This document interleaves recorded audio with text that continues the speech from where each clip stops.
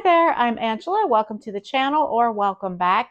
Today I'm going to be sanitizing some of my seed starting containers because before we know it, it's going to be time to start seeds.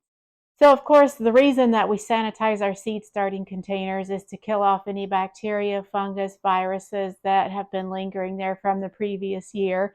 That will get our seedlings off to a good start and give them the best chance for success. I have to confess that I don't do this every single year, although it's my intention to do it every year. Sometimes I wait too late, and you know how you prolong things and then the season's upon us and things are just moving along and we have to go, go, go. Before we can even get to the sanitizing part, we have to make sure that they're clean, that they don't have lingering dirt or plant debris or any like chunks or anything like that. If I was a good little gardener at the end of last year's season, then I would have at least sprayed these out with a strong stream of water, and even better, clean them with hot soapy water.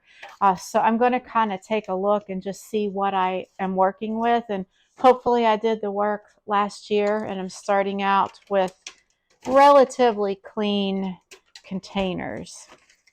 So I took a quick look and they mostly look pretty good. If in the process of kind of putting these into their little sanitizing areas, I come across any that are still like actually physically dirty, then I'll just clean them off in the other sink compartment here before doing the sanitization.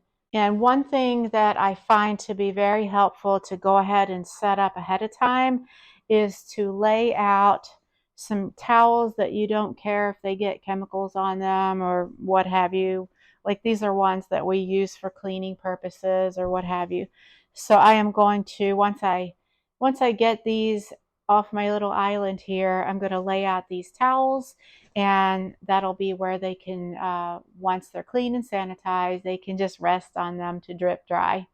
And there are several ways that gardeners sanitize their containers using a number of different chemicals. What I primarily use is bleach, and I'll use a 10% bleach solution, and I'll fill either our sink basin or the tub upstairs with enough to coat all the sides of the container and let them sit there for 10 minutes. This year I didn't have very much bleach on hand, but I did have hydrogen peroxide. Surprisingly, I usually don't have that. So what I'm doing this year in the sink, one of the sink basins here, I am doing a 10% bleach solution and just sanitizing the actual seating, the little small cell packs.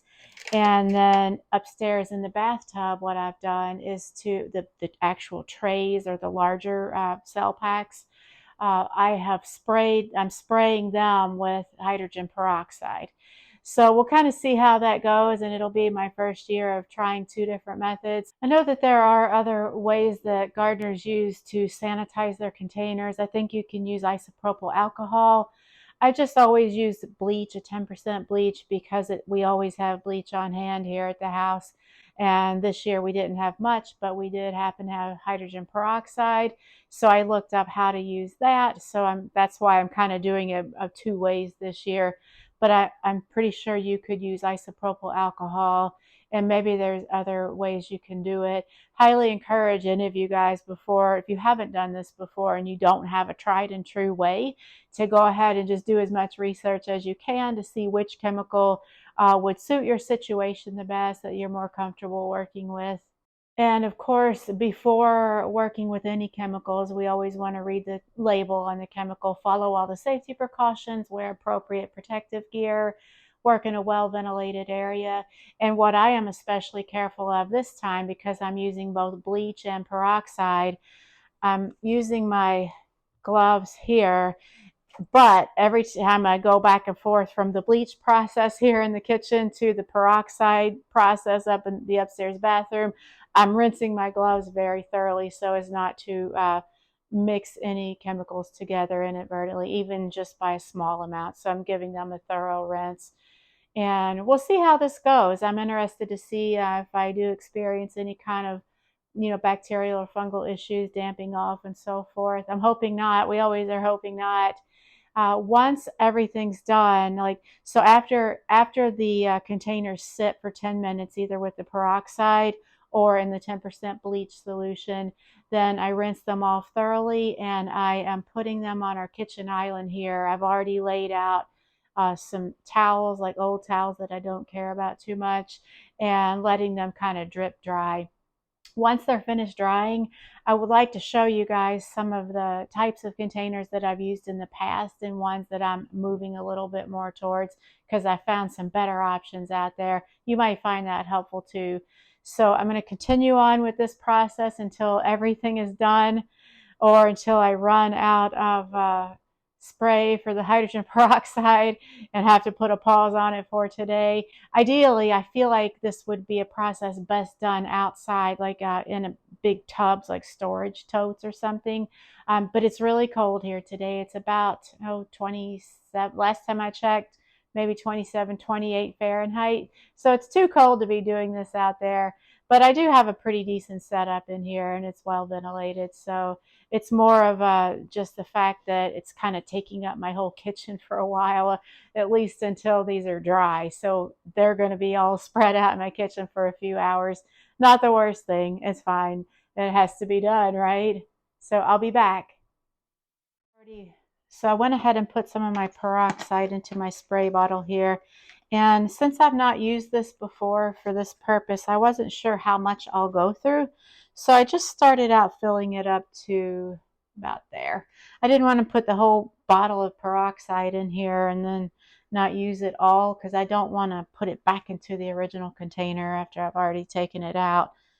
So I'll set that aside because that's going to be used upstairs. And then for the bleach, what I've done, just stoppered up my sink here. And I don't have too much, so I'm just going to start out with using 1 cup.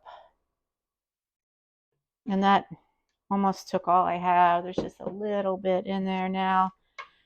And then I'll put 9 cups of water in. And I'm hoping that'll be a good enough quantity that I can actually soak my smaller containers in.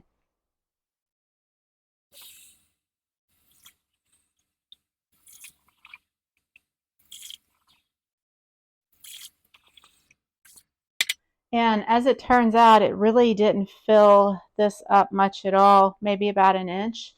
But unfortunately, that's all I have on hand right now, so I'm just going to work with it.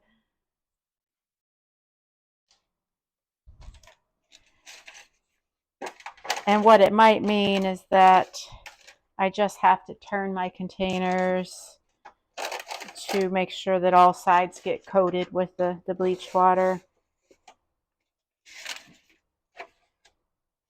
And depending on how many containers you have, this could take a while, because you might have to do it in stages like I will have to do.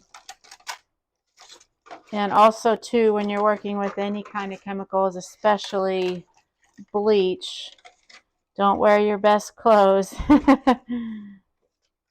I worked in a medical lab for many, many years, and I can't tell you how many clothes I damaged by getting bleach on them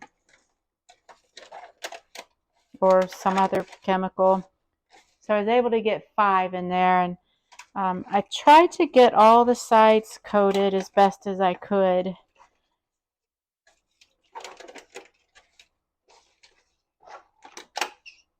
I'm going to set a timer for 10 minutes, and during that 10 minutes I'll probably come through and just like re-coat them all, just to make sure they're getting good contact. So I'm getting ready to spray the larger containers with the hydrogen peroxide, and from what I've been able to find, you really just need to let them sit in contact with the hydrogen peroxide for 10 minutes, just like with bleach. So that's what I'm going to do.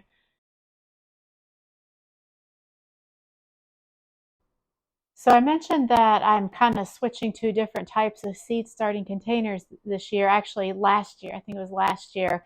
And to give you an idea of what that means, historically I've just used your regular like cell packs, or maybe the larger ones, but they're just meant for like a single seedling to grow in there. And then it was on the tip of from another YouTuber, I believe, and I am really sorry that I can't remember exactly the source of this, but it wasn't my idea. I'm not claiming it. It was just a really good tip that I heard, to get larger cell packs and you can grow like 2 seedlings per, even maybe 3. And I did that last year and it was wonderful. It took up a lot less space. I could grow more things, and I just allowed 2 or maybe 3, depending on what the plant was, to grow up into each of these containers. And until it was time to transplant them out, either into the ground or into a bigger, they're like permanent home for the year. I'll put a link. I'm pretty sure I found these on Amazon. I'll put a link to these below in case you guys are interested. It's not an affiliate. I'm not affiliated or anything. I've had good success with these in case you might find that helpful. And what I'm going to do with my smaller ones, because I still have quite a few of these, is to bring these into work, because there's going to be some aspiring gardeners that would love to get a bunch of these for free. So nothing goes to waste. The other thing that I wanted to show you guys that I'm switching up to, and this is, of course there's a cost impact with any time you level up with your equipment. But for my trays, previously I would just get your standard tray, and it's a little kind of flexible. I wouldn't call it flimsy, but not the sturdiest by any means, but it served the purpose, and that's what I've used for a number of years now. I found this version on Bootstrap Farmer. I think that's where I found these. I'll put a link where I got these below. They're just 10-20 trays, but they're extra sturdy, and you can't hardly even like bend these. And so what that does is, you guys know that when this is full of seedlings, it's pretty heavy. And if you were to pick this up with the flimsier trays, they could kind of buckle in the middle, and you definitely couldn't pick it up one-handed. So with this, I'm still not sure if you could pick it up one-handed if it was full of seedlings, but there's much less risk. Like if you went to grab it with one hand, it's not going to bend, and it's not flimsy at all. So I'm loving these, and so every year I try to get a couple more of these until I'm good, and then I can stop buying them, because they are definitely pricier. But it's one of those situations where the quality is far superior and you get what you pay for. And once I'm able to totally let go of these flimsier ones, these will be donated, handed down to a new gardener who would love to have this kind of equipment for no cost to them. So that's about all I have for you guys today. I hope you found this helpful. And let me know in the comments, if you don't mind, if you guys sanitize your seed containers. Which method do you use? Do you do it every year? Or just if you can squeeze it in, have the time, and you remember to do it? And do you feel like it's made an impact on how your seedlings do, like whether you do sanitize or don't? I'm curious to know. Before I sign off for real, I'll give you an idea of what the kitchen looks like following seed tray sanitizing day. Bunch of them there, bunch of them here, a few right back there. Those clear plastic totes I use when I run out of my long black 10-20 trays and I have overflow. Got those at Dollar General, I believe. Got a few of those. They work out really well. And I'll take you upstairs and show you the others.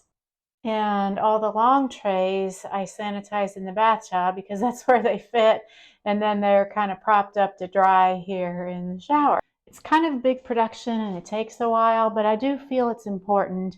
And even if I don't get to it every single year, if I can at least get to it every other year, I guess that's better than nothing.